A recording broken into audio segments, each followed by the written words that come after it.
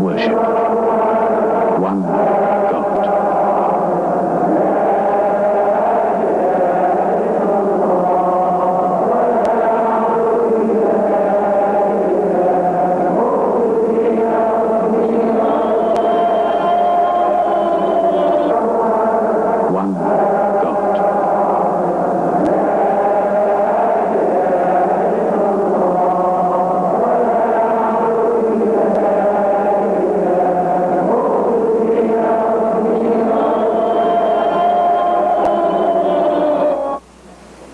Alhamdulillah wa ashhadu an la ilaha illallah wahdahu la sharika lah.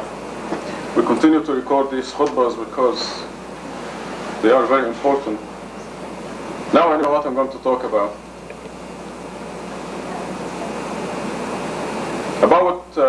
In fact, exactly 19 years ago, I started the research on the Quran. I put it in the computer, and you know the rest of the story. Now after that, there was tremendous publicity for the miracle of the Quran. We had not reached the conclusion that is causing all kinds of problems for the disbelievers, that we shall worship God alone, that we shall devote ourselves to Allah alone, and that we must uphold the Quran, the whole Quran, and nothing but Quran. Until this conclusion appeared about 1976, there was tremendous publicity for the miracle of Quran and the putting the Quran in the computer, and it was a very popular issue. The leaflet was distributed by the millions throughout the Muslim world and was translated to all languages of the world, French and Japanese, and the biblical scholars apparently became jealous and they wanted to do the same thing. So they did organize a very sanctioned study at the Hebrew University in Jerusalem. A fellow by the name of Katz put the Bible in the computer, the Torah, the 5 books of Moses, I guess. And what they did was to first, let's say, I'm going to put the English, but they used the original to them, or the oldest text they can get hold of.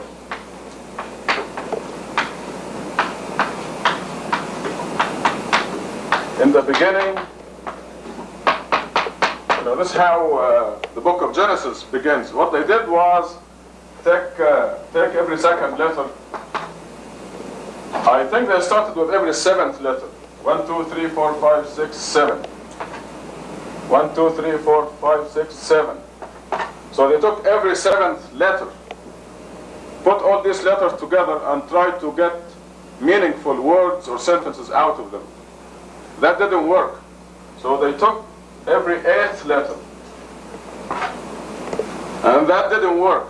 And they kept going on until they got to some number and they found the word Torah. And they became very excited. And they said, God is saying that this is the Torah, and so on. They found words like Elohim, Jerusalem, Holocaust. But these words were formed from the letters that they extracted from the text, the original text of the Bible. Last night, Larry King had a professor at the University of California, San Diego. His name was Richard Elliott Freeman. His book is now in the market, and they're making a big noise about it. The book is entitled Who Wrote the Bible? And in the question and answer by telephone, somebody asked him if he's familiar with the computer work that was done in Israel. And I'm going to let you hear the answer. Then I will comment from there on.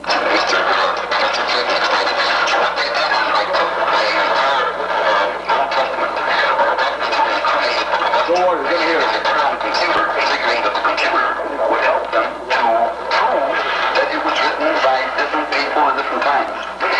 Making a speech out. That they discovered by the use of the computer that the chances of the Bible being written by mortal man is only one chance out of 1,300,000. Like my comments or else? Sure. I'm familiar about it. There have been 2 of these computer studies in recent years that supposedly prove that the Bible is all by God or all by one person. nonsense, they are bogus, they are a disgrace to statistics. In simplest terms, what their system was, they counted every 7th letter of the Bible to see if it spelled out any words. It didn't work, so they tried every 8th letter and so on, and finally on a certain, I think it was every 17th letter, it came out every now and then spelling out the word. As it happens, the word they got was Torah. 3 of the 4 letters of Torah are the 3 most common letters in the Hebrew language. And so they said, statistically, my God, how could this have happened that it keeps out spelling Torah? It is nonsense. You can do this with any book, the same process. You count every 14th letter of the Bible, and it'll spell out Paul McCartney is dead. Okay. This is true. I mean, as you see now, what I'm trying to tell you on this khutbah is that we have the real thing. These people tried, they put the Bible in the computer, and they tried all kinds of things. Now they're taking every 7th letter, every 8th letter, and so on. In the Quran, the discovery that came out of this mosque, we have no choice. We cannot manipulate the data.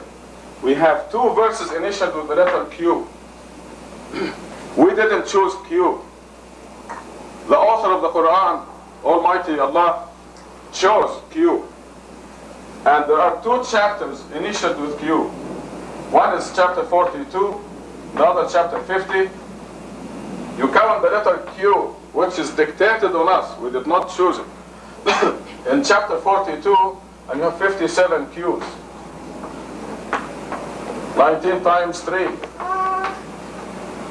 You count the letter Q in chapter 50, which is half as long as 42, and you also get the same number, 57, which is 19 times 3. There is one chapter initialed with the letter N. We didn't choose the letter N. There is no chance of manipulating or haphazardly looking for anything. And you count the letters in this chapter, the letter N in this chapter, and you have 133. 19 times 7. There are 3 chapters initialed with the letter S, the heavy S, a guttural S, Sad. And you count this letter. There is no question about the letter. Q or N or S, they're very clear letters. And in the chapters initialed with S, you count this letter, and you find 152 S's, which is 19 times 8. There is no manipulation here. We have the real thing. We have proof that every letter in Quran, every word, was mathematically composed beyond human intelligence. This is a supernatural composition.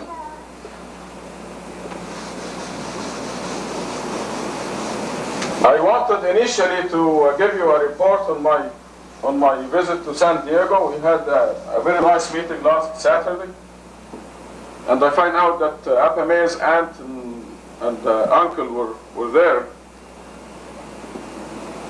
I presented to them, we discussed with them the miracle of Quran, and there was one person, an objector, who came from some other camp, and I pointed out these things to him, that we have no chance of manipulating the Quran, because we did not choose the Q or the S or the N. And I asked him to explain how come all these are consistently multiples of 19. We have 7 chapters initialed with HM. 7 chapters. And you count these initials in the 7 chapters, and you have 2,147, or 19 times 113. 2,147. These 7 chapters are almost 1/10 of the Quran. And if you have 1 extra H or 1 extra M, this would not be a multiple of 19. It's an extremely sensitive mathematical composition. ALM in chapter 2, 9,899 of them. You count the letter A, the letter M, the letter L, and the letter M, and the total is 9,899. We did not choose ALM. Like they skipped every 7th letter, every 8th letter, and then they took the letters out and tried to make words out of them. Like Dr. Freeman said, you can do it with any book. Some of the critics say you can do this with any book, but it's not true. I tell them, fine. They said you can do it with any number, not necessarily 19. I say, please, let us see some other numbers. You know, we'd like to see a miraculous composition of the Quran using any number. And they haven't shown us anything yet. 19 years until now. And we challenge them to prove any mistake here. There isn't any. Notice this is 9899. Sounds like the price of a used car. 98.99 cents. But this is a multiple of 19. 19 times 5, 2, 1.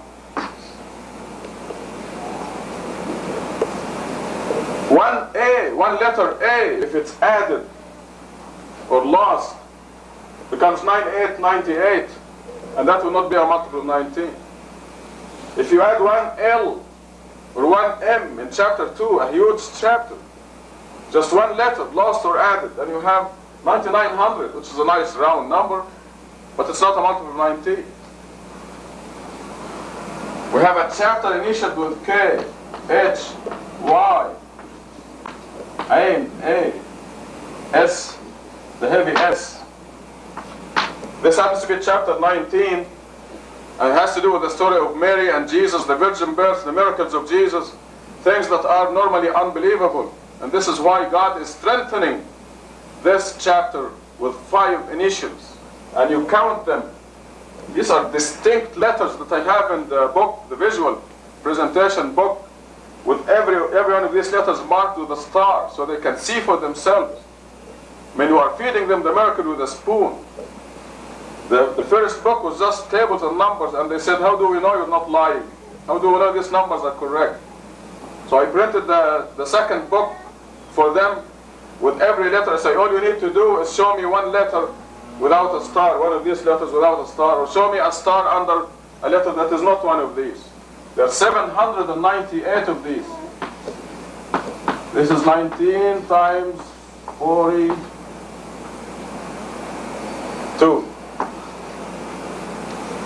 Consistently, every single one of them without exceptions.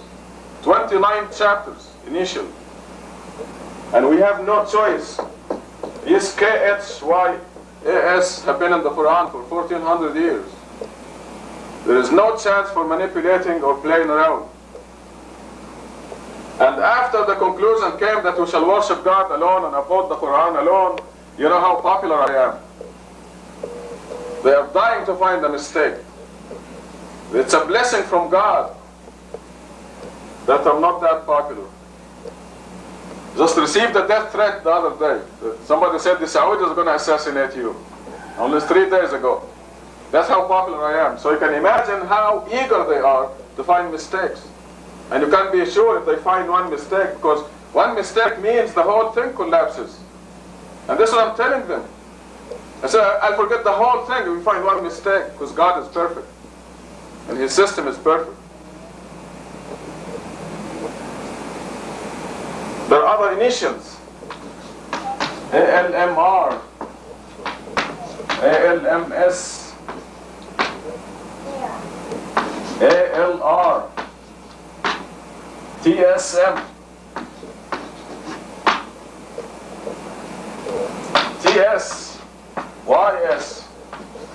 YS is a surah entitled YS, surah number 36. You count the Y and the S. In this chapter, there are 285. 19 times 15. Strange things happen in the Quran. There is a letter Ya. This letter is questionable in many surahs. There are many words. Like, for example, Yatawaffakum is written with a Ya in the word that is obscure Ya. It's kind of a questionable Ya. You do not find a single questionable word in this surah. They're all the straightforward Ya. Yasin. 285.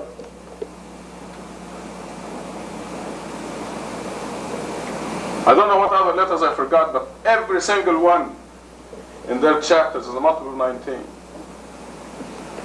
No wonder God calls this one of the greatest miracles. And we are the lucky generation that witnesses this miracle. The consequences of this miracle certainly are fantastic. And they have evolved to the ultimate conclusion that I've been telling you about.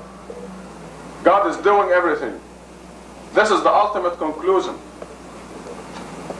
This ultimate conclusion explains why the majority of believers are going to hell. Because there are lots of people who believe in God, but they don't believe that He's doing everything. It's a very crucial conclusion, the ultimate conclusion. The one that leads us to heaven. And you can understand why it is rare that people go to heaven. The people who are going to heaven are rare. And we find this in the Bible consistently, in the Bible, in the Quran. Narrow, straightened is the road to heaven. Wide and spacious is the road to hell, says the Bible. The Quran says the same thing. Tubu ilallah. Repent. اللهم اغفر لي وارحمني.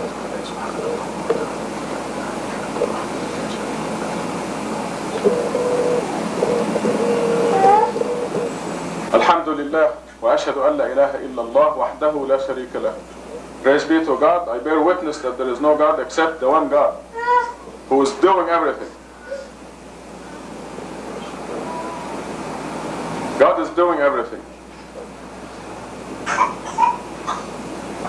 And some people added a few things. Lisa the other day was telling me she added, and I wholeheartedly submit to him. Next, another complete sentence. God is doing everything, and I wholeheartedly submit to Him.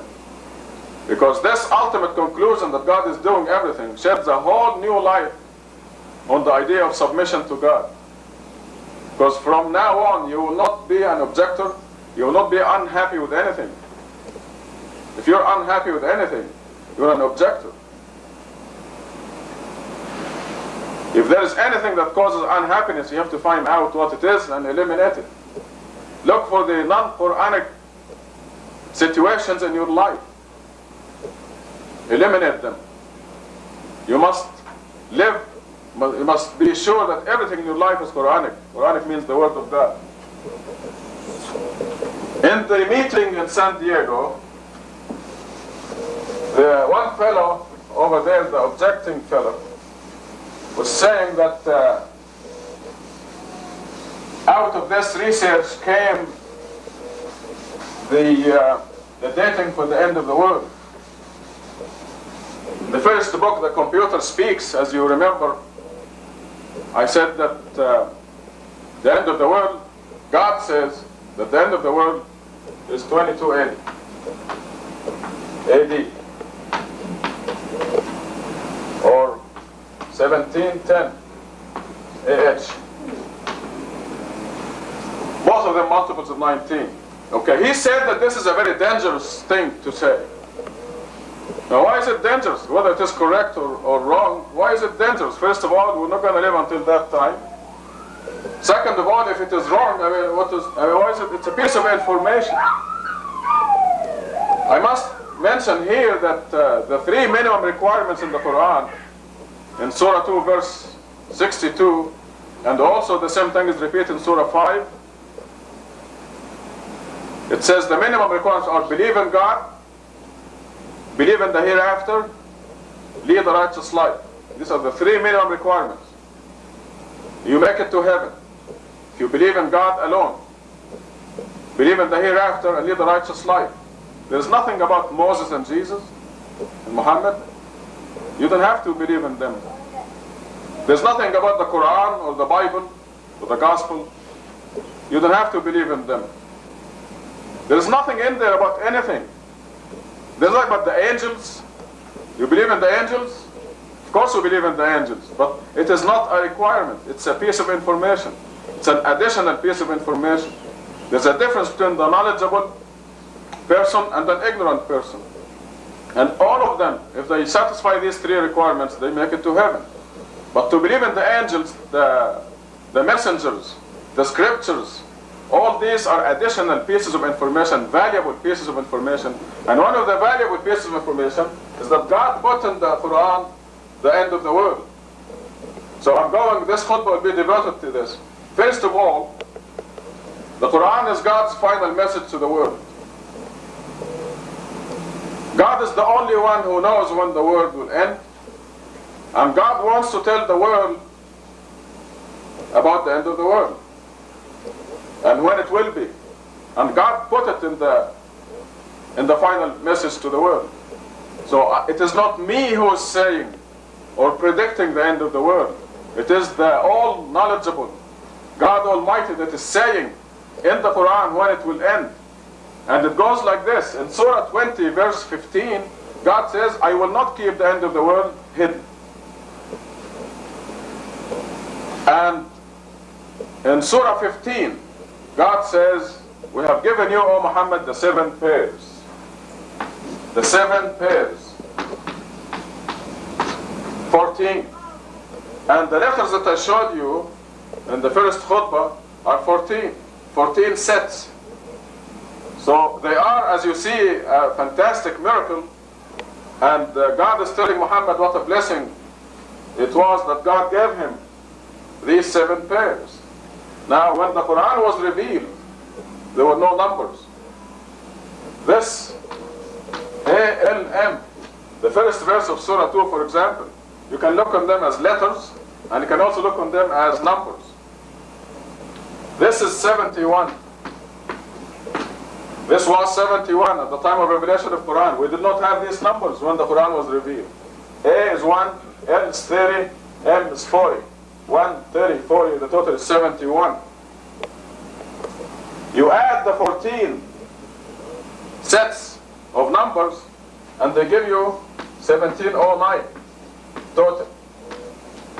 So we have given you, O Muhammad, the verse, when you look at it carefully in view of all the Quran, that from Muhammad to the end of the world, or from the Quran to the end of the world, 1709 years. After you complete 1709 years, you go into 1710. After Hijrah, which is a multiple of 19, there is one flag goes up, a sign, a confirmation.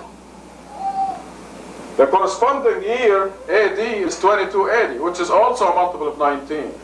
Another flag goes up. This discovery happened in the year 1400. AH. And it said that the end of the world will be 1709. I mean, the total number of the letters was 1709. So how many years are left? How many complete years? Because 1710 will not be complete. Before the end of 1710, the world will end. 309. And immediately a flag goes up. We find in Surah 18, the people of the cave. God didn't tell us how many there are in the cave. And God goes out of his way to tell us, I'm not going to tell you how many there are in the cave. 3, and people say 4. 5, and people say 6. Or 7, and people say their 8th is a dog. Say, God knows how many there are. So I'm not going to tell you how many, but he tells us how long they lasted in the cave. 300 increased by 9. Why? This is a Quranic number. And you look in the surah, and it tells you why God told us about the people of the cave. It says, to remove all doubt about the end of the world. I'm going to say it in Arabic and the translation in English. I mean, what is more straightforward than that? It says, وَكَذَلِكَ أَعْثَرْنَا عَلَيْهِمْ لِيَعْلَمُوا أَنَّ وَعْدَ اللَّهِ حَقٌّ وَأَنَّ السَّاعَةَ لَا رَيْبَ فِيهَا. That the end of the world, there is no doubt about it. In other words, so this, to remove all doubt concerning the calculations, this is connected with the end of the world. We have given you the 7 pairs. It's connected with the end of the world in Surah 15. The verse before that, before we have given you 7 pairs, God says that God is the omniscient, who knows, the creator, the omniscient, who knows everything and knows when the world will end. وإن الساعة لآتية فاصفح الصفح الجميل إن ربك هو الخلاق العليم. That your Lord is the Creator, the Omniscient, who knows when it will end. We have given you 7 pairs and the great Quran. So all these signs together tell us that there is no doubt. But it is a piece of information. It is not required to go to heaven. The minimum requirements are believe in God, believe in the hereafter, lead a righteous life under any name. If you're a Buddhist or Hindu or Christian or Jewish or Muslim, under any name, if you worship God alone, the creator of the universe, and believe in the hereafter, heaven and hell, resurrection after death, and lead a righteous life. You can't just believe in God and the hereafter and be a nasty, bad person, liar, cheat, and all that. You have to lead a righteous life. So these 3 minimum requirements will lead you to heaven. Belief in the messengers, Muhammad, Jesus, Moses, is not required. The angels is not required. Believing in the scriptures is not required. We don't see it in the... Believing that the world will end in 1710 or 2280, it is not required. But it is a valuable piece of information, as valuable as knowing that there are angels and jinns and messengers and scriptures. Akim as-salam.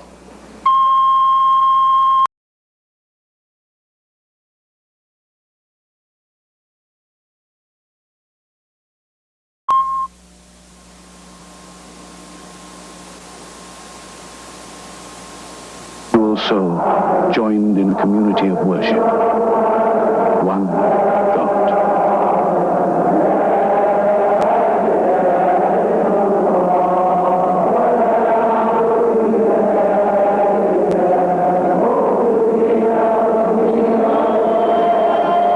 All equal before God, all united in this place of prayer. Each individual soul joined in a community of worship.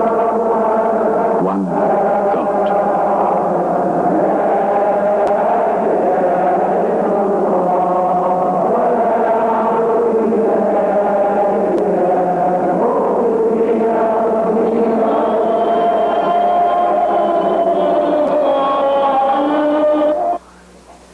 وأشهد أن لا إله إلا الله وحده لا شريك له. Praise be to God, and I bear witness that there is only one God, Allah. Looks like the rain is delaying a number of people, so I'm going to start with the less important subjects and keep the important subjects to the second khutbah. In this khutbah, I want to talk about the subject for the Muslim perspective that we will be preparing, inshallah, in the next few days.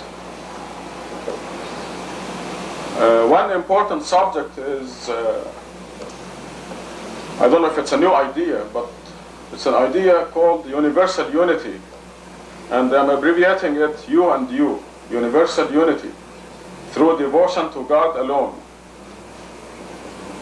The idea is that the Protestants are fighting the Catholics in Ireland, the Jews are fighting the Muslims in the Middle East, the Hindus are fighting the Sikhs in India, the Sunnis and Shias are fighting each other in Iran and Iraq. And there is one thing in common among all those people, the Protestants, the Catholics, the Hindus, the Sikhs, the Muslims, the Sunnis, the Shias. This one common bond is belief in God. They all believe in God. So it dawned on me that if we rise above the human factors, if the human race rises above the human factors, such as Jesus, Mary, Muhammad, the saints, and so on, they will be united. There will be no reason to be different. The reason the Sunnis are fighting the Shias is because they reverence different Imams, human factors. The reason the Protestants are fighting the Catholics is Martin Luther, a human factor. The reason the Mormons are Mormons is Joseph Smith, and so on. So it is these human factors, Muhammad, Jesus, Mary, Joseph Smith, and so on, that cause the differences. If we focus on the one common linkage, that is belief in God, we will have one objective to love, one objective to worship, one and the same. So this is why I called it universal unity. I finished a video program a couple of days ago. I mean the shooting of it.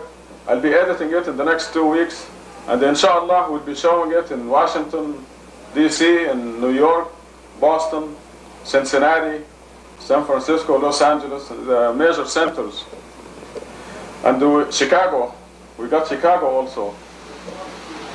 So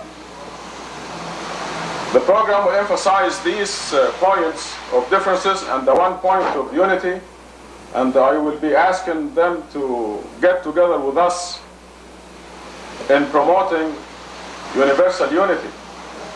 The complete name is Universal Unity Through Devotion to God Alone.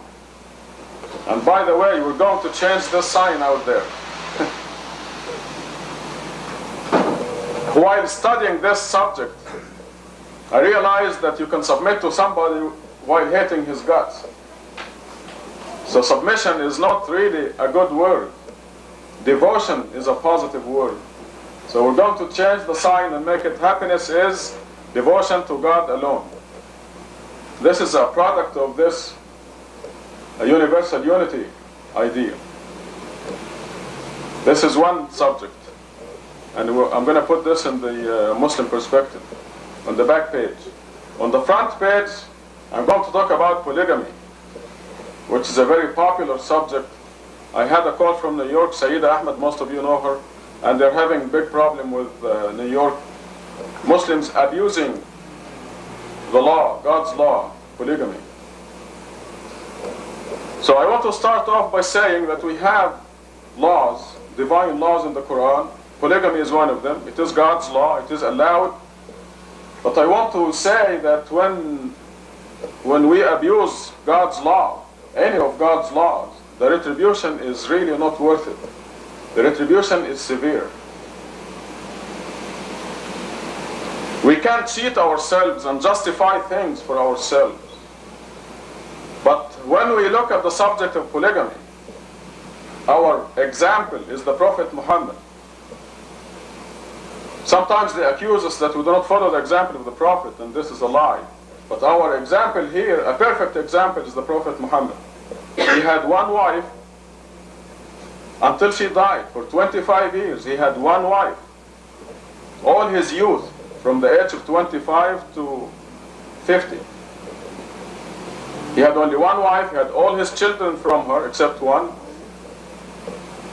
And after Khadija died, he married widows of his friends who had children to give them his name. He had a couple of political marriages that were actually forced on him. Abu Bakr told him, you have to marry my daughter, you must marry my daughter. So he married Aisha. And they lie, they say that he married Aisha when she was 9. Well, even now, when a girl is born in a family, they name her husband to be.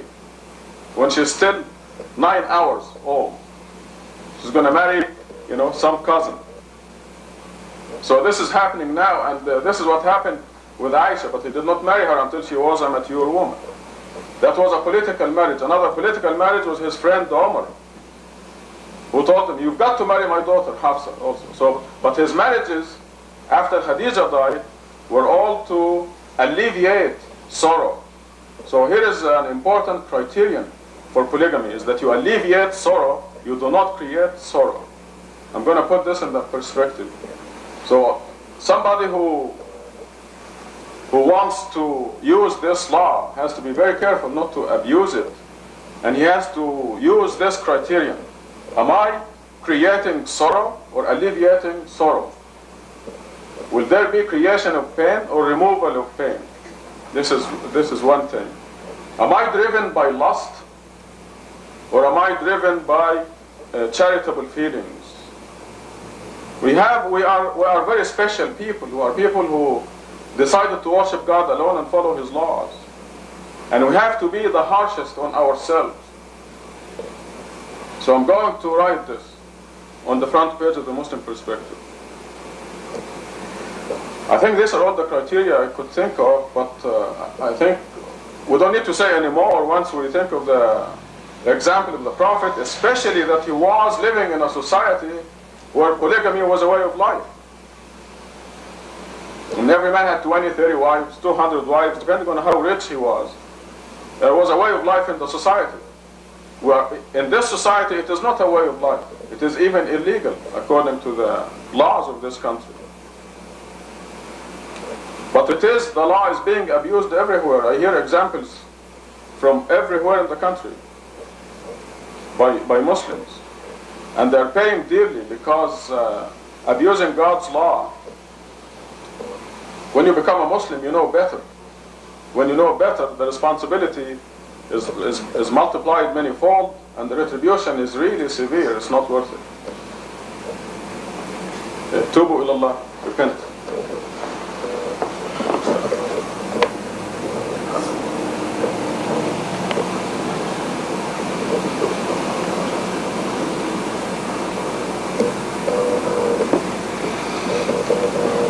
الحمد لله وأشهد أن لا إله إلا الله وحده لا شريك له.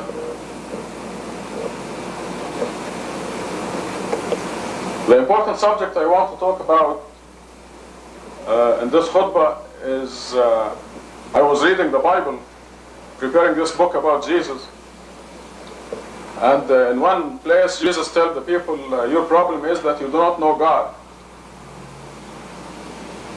And this happens to be the problem right now. People do not know God. So I'm going to review with you some scientific facts that you already know. Because if we know God, we will understand why every page of the Quran says God alone, worship God alone. And we'll understand the blasphemy of putting human creatures anywhere near God. We live in something called the solar system. And our sun is 93 million miles away. 93 million miles away. This is 93,000 times as much as from here to New York. 93,000 times. Going to New York and coming back. 93,000 times. That is how far the sun is from us. The light of the sun takes 4 minutes to reach us. That's the speed of light. 93 million miles in 4 minutes. The solar system has 12 planets, maybe more, that they haven't discovered yet. And the sun and the 12 planets around it occupy a distance that goes to 4 billion miles. Okay, 4,000 millions of miles. This is our solar system. Our sun is a star, and in our universe there are a billion trillion stars. This is stated clearly in the Quran when God says in Surah 40 that the creation of the heavens is a lot more difficult than the creation of the human being. If you can imagine that. But see, we have a billion trillion heavenly bodies, only stars. Because there are uncountable decillions of other heavenly bodies associated with those stars. A billion trillion stars in 1 billion galaxies. All these are scientific facts. 1 billion galaxies. Our galaxy is called the Milky Way galaxy. And our next door galaxy is 2 million light years away. Okay, that's next door. If you live 2 million years and travel at the speed of light, doing nothing else, just traveling at the speed of light, you will go next door galaxy in 2 million years. There are a billion of those, billion galaxies. And we learn from Quran that these, now by the way, it will take you something like 100 billion years to just count them, not create them. Just to count the stars. They do it scientifically by taking a picture at random of the sky and counting what's in the picture and then multiplying by they calculate the circumference of the earth and the visible stars. This is how they, but if you count them one, two, they take 1 second per star to count. It will take you 100 billion years, day and night, without stopping, just to count them. Now all this we're told in Quran is in the smallest and the innermost of 7 universes. So all this vastness is in the smallest universe. Imagine 7 balls inside each other. The second universe is bigger. The third is bigger than the 2. The third universe, the 4th, the 5th, the 6th, the 7th. Can you imagine the circumference of the 7th universe? How long is it, the circumference? There is no number that can describe that. We do not have, at the time of the Quran revelation, they didn't count beyond 1,000. And now, with our computers, we do not have a number that will, even if you estimate the differences between the 7 universes, and being very conservative, you still will not have a number that will describe the circumference of the 7th universe in light years or millions of light years. Infinity would be the closest and most honest description of the circumference of the 7th universe. If you go to the edge of our solar system, the Earth will be almost invisible. You have to use very, very powerful telescopes in our solar system. If you go to the edge of our galaxy, the Earth is absolutely invisible. And on this earth walked a man called Jesus, or Muhammad. So the people do not know God, they are unaware of who God is. Because this infinity, the circumference of the 7th universe, we're told in Surah 39, is held within God's right hand. This allegorical description, being withheld within God's right hand, is to tell us how big God is, how great God is, and who God is. Because it is not held within His hands. There's a difference between holding something like this or like this, inside. How much space do you have inside your hand? God is great. And because of this greatness, God is capable of treating you as if you're the only creature in the universe. God has that capability, and He does. He's closer to you personally than your jugular vein. God is great. We cannot understand or encompass the greatness of God. God is capable of treating every ant as if it is the only creature in the universe. Can you imagine the circulatory system of the ant? The heart of the ant? It does have a heart, and it beats. It's not like our heart, but it does have a heart. It has a circulatory system. And God controls that as if it is the only creature in the universe. So when God says in Surah 53, God is the one who makes you happy or miserable, God is the one who makes you rich or poor, and when we raise the new understanding, which is absolutely essential for you to go to heaven, namely, God is doing everything. We need to know who God is to understand and appreciate that statement. God is doing everything. The only thing we do is choose to be with God or with Satan. This is it. After that, God takes over. And God makes you rich or poor, happy or miserable. God is doing everything.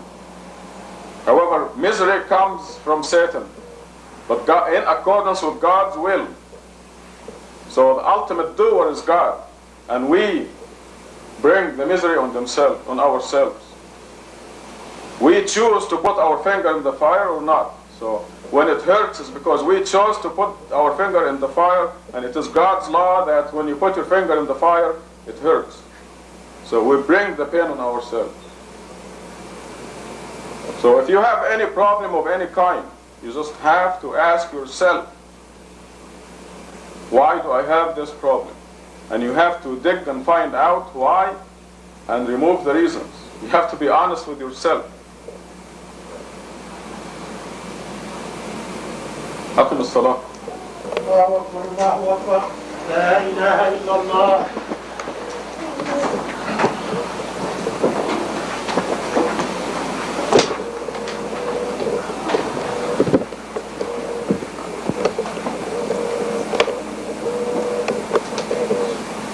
الله أكبر. بسم الله الرحمن الرحيم. الحمد لله رب العالمين الرحمن الرحيم مالك يوم الدين إياك نعبد وإياك نستعين اهدنا الصراط المستقيم صراط الذين أنعمت عليهم غير المغضوب عليهم ولا الضالين. الله أكبر.